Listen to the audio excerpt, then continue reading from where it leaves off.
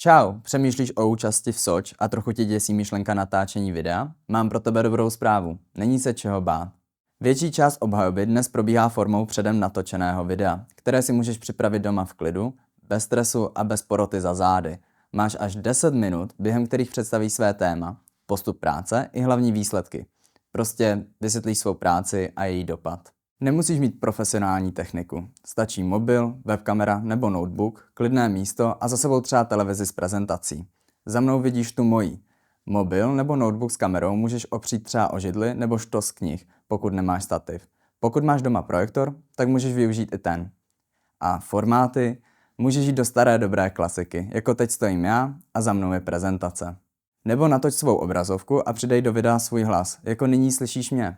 Můžeš také natočit prezentaci a sebe dát do rohu videa.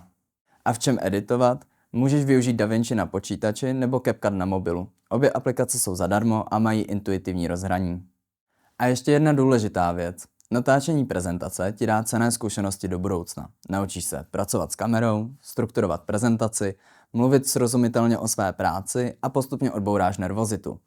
To jsou dovednosti, které se ti budou hodit na vysoké škole, u zkoušek i v budoucí kariéře. Takže žádný strach. Video není překážka. Je to příležitost. A Sočka za to rozhodně stojí.